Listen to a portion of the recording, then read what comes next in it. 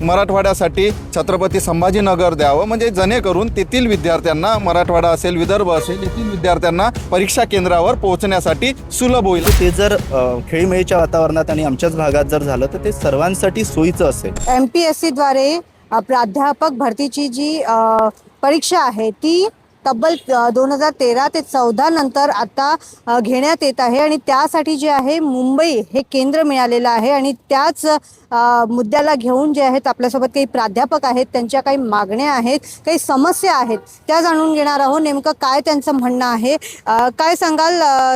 MPSC द्वारे जी प्राध्यापक भरती होते त्याची परीक्षा आहे, मुंबई केंद्र, आणि यालाच घेऊन तुम्हाला काहीतरी समस्या आहे, काय सांगाल? 2013 पासून आज तब्बल 10 ते 12 वर्षानंतर हे ॲड निघाली. 2023मध्ये आम्ही हे फॉर्म फिलअप केलं आणि त्याच्यानंतर आता 2026मध्ये त्यांची परीक्षा, चाचणी परीक्षा घेण्यात येत आहे MPSCच्या माध्यमातून आणि याचं एकमेव केंद्र हा मुंबई ठेवण्यात आलेला आहे. परंतु विदर्भ आणि पूर्व विदर्भातील जे विद्यार्थ्यांचं आहे ते विद्यार्थी नागपूरपर्यंत येण्यासाठी, शिरोंस असेल, भामरागड असेल, या विद्यार्थ्यांना नागपूरपर्यंत येण्यासाठी या पावसाच्या वातावरणामध्ये वेगवेगळ्या अडचणींना फेस करावा लागतो आणि त्यामध्ये जर मुंबई केंद्र असल्यामुळे हे विद्यार्थी मुंबईला कधी जातील आणि एका तासाच्या ह्या परीक्षेसाठी तब्बल 2 ते 3 दिवस ते प्रवास करत राहतील आणि त्याच्यानंतर मुंबईचा जो सध्याचं पावसाळ्याचं वातावरण आहे, जे काही परिस्थिती आहे, याला जर अनुसरून जर आपण विचार केला तर विद्यार्थ्यांना एक प्रवासामध्येच त्याचा भरपूर मानसिक त्रास होईल आणि त्या माध्यमातून हे एका तासाची परीक्षा आहे. कुठेतरी पूर्व विदर्भासाठी किंवा विदर्भासाठी नागपूर केंद्र असायला पाहिजे आणि सोबतच मराठवाड्यासाठी औरंगाबाद या ठिकाणी केंद्र असायला पाहिजे, असे आमचे सर्व जे प्राध्यापक विद्यार्थी म्हणून आमची सगळ्यांची मागणी आहे. नक्कीच जी मागणी केलेली आहे की पाऊस असल्यामुळे जे केंद्र आहे, परीक्षा केंद्र आहे, विदर्भाकरता नागपूर आणि मराठवाड्याकरता छत्रपती संभाजीनगर देण्यात यावं. नेमक्या काय समस्या तुम्हाला जाणवत आहे? ही एक्झाम केव्हा होणार आहे? मॅडम, माझी 14 ऑगस्टला परीक्षा आहे, सायंकाळी 5 ते 6 या कालावधीमध्ये. आता मला जर नागपूरवरून पोहोचायचं आहे तर मला 2 दिवसा अगोदर त्याची तयारी करावी लागेल आणि तयारी करतेवेळी मी मानसिक दडपणामध्ये यासाठी असेल कारण की ही 2013 नंतर परीक्षा आता 2023ला जाहिरात आली आणि 2023 नंतर त्याचं शेड्यूल आता लागलेलं आहे 2026ला जुलै महिन्यामध्ये, म्हणजे ऑगस्ट महिन्यामध्ये. आता एवढ्या याच्यामध्ये मी अभ्यास केला आणि या तणावामध्ये कधी होते, काय होते, याच्या विचारामध्ये मी 2-3 दिवस प्रवास करेल आणि थकून राहील, भागून राहील आणि त्यानंतर मी पुन्हा पाऊस जर आला, अडचण मोठ्या प्रमाणात, कारण की अलीकडे मुंबईला मुसळधार पाऊस होता आणि मुसळधार पावसामुळे ट्रॉफिकचा भरपूर प्रॉब्लेम येतो. तर याला फेस करण्यासाठी मला मानसिक दडपण, मी थकून राहील आणि थकल्याच्या नंतर मी पेपर देणं माझ्याच्यानं शक्य होणार नाही. त्यामुळे मला असं वाटते की नागपूर किंवा अमरावती हे विदर्भ विभागातील विद्यार्थ्यांसाठी, म्हणजे जे परीक्षार्थी आहे सहाय्यक प्राध्यापकासाठी ज्यांनी अर्ज भरला होता, म्हणजे त्याच्यातला मी सुद्धा आहे, माझी 14 तारखेला आहे, तर आम्हाला नागपूर किंवा अमरावती हे 2 पैकी एक सेंटर देण्यात यावं आणि मराठवाड्यासाठी छत्रपती संभाजीनगर द्यावं, म्हणजे जेणेकरून तेथील विद्यार्थ्यांना, मराठवाडा असेल, विदर्भ असेल, येथील विद्यार्थ्यांना परीक्षा केंद्रावर पोहोचण्यासाठी सुलभ होईल आणि ते फारसे तणावात राहणार नाही आणि आपली परीक्षा ते चांगल्या पद्धतीनं देऊन यशाचा शिखर गाठेल असं मला वाटते. त्यामुळे आमची मुख्यमंत्री साहेबांना, उच्च शिक्षण तंत्रज्ञान मंत्री साहेबांना आणि महाराष्ट्र लोकसेवा आयोगाचे अध्यक्ष यांना आमची विनंती आहे की त्यांनी आमची ही अडचण समजून या अडचणीवर तोडगा काढून आम्हाला नागपूर, अमरावती आणि संभाजीनगर असे विभाग वाईज आम्हाला परीक्षा केंद्र द्यावे, ही आमची त्यांना विनंती आहे. काय सांगाल? तुम्ही मुख्यमंत्र्यांना एक पत्र पण दिलं आहे या समस्यांचं की आमची अशी अडचण आहे आणि आम्हाला नागपूर किंवा औरंगाबाद हे केंद्र देण्यात यावं.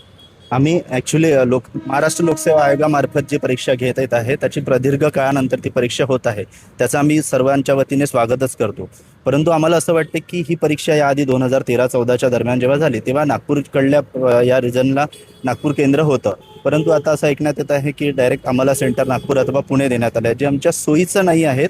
आणि सोयीचं म्हणण्यापेक्षा आता सध्याचं ज्या पद्धतीचं वातावरण आहे त्या वातावरणामध्ये इथल्या मंडळीला जर तिकडे जायचं म्हटलं तर वेळेवर असणारं रिझर्वेशन असू द्या किंवा होत असलेला आर्थिक ताण असू द्या, कारण ही परीक्षा जास्तीत जास्त जो वर्ग आहे हा सर्वसामान्य किंवा आर्थिक दृष्टीने ग्रामीण भागातील असलेला वर्ग आहे. आणि अशा पद्धतीने जर परीक्षा अचानक मुंबई किंवा पुण्यामध्ये होत असेल तर ते विद्यार्थ्याच्या दृष्टीने सोयीचं नाही आहे. तर म्हणून आम्हाला अशी विनंती आहे महाराष्ट्र लोकसेवा आयोग आणि प्रशासनाला देखील की याची विशेषतः दखल घेऊन आपल्याला जर नागपूर आणि जर मराठवाडा विभागातील लोकांना संभाजीनगर जर देण्यात आलं तर ते विद्यार्थ्याच्या दृष्टीने सोयीचं असेल आणि ते आमच्यासाठी सुद्धा जास्त आनंददायी असेल. तुम्ही जे पत्र दिलं त्याच्यावर काही तुम्हाला रिप्लाय आलेला आहे का? नाही, अजून- आणि जर का मागणी नाही पूर्ण झाली तर मग काय जिथे परीक्षा आहे तिथे त्याच केंद्रावर जावं लागेल? आता आम्ही अनेक वर्षापासून इथे अंशकालीन प्राध्यापक म्हणून काम करत आहे. तर या परीक्षेची आम्ही विशेषतः वाटच बघत होतो.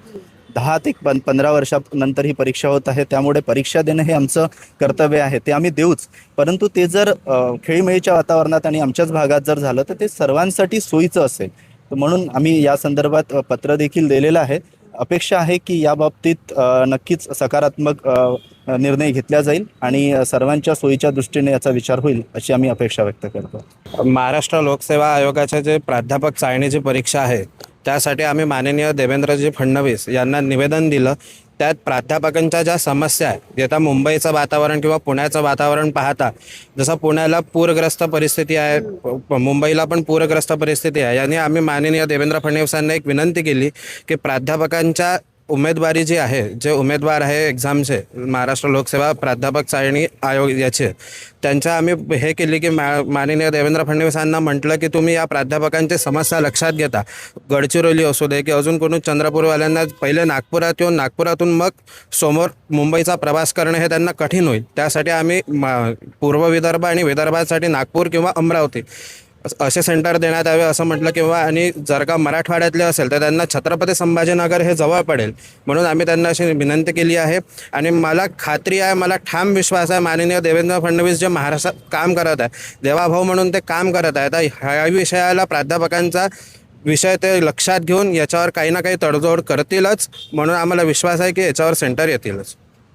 नक्कीच. तर आपण बघितलं की प्राध्यापकांची संवर्ग चाळणी परीक्षा जी आहे ती MPSC मार्फत घेतली जाते आणि त्याकरता जे आहे मुंबई हे केंद्र मिळालेलं आहे जे परीक्षार्थी आहेत त्यांना. आणि आता पण परीक्षार्थी जे आहेत त्यांच्या समस्या अडचणी जाणून घेतल्या आहेत आणि एक निवेदन जे आहे ते देण्यात आलेलं आहे मुख्यमंत्री देवेंद्र फडणवीस यांना. आता बघण्यासारखं असणार आहे की ऑगस्ट महिन्यामध्ये ही परीक्षा घेण्यात येणार आहे आणि तोपर्यंत नेमका तोडगा निघतो का आणि नेमकं काय सरकार यावर भूमिका घेतं हे बघण्यासारखं असणार आहे. क्षितिजा देशमुख, लोकमत.com, नागपूर.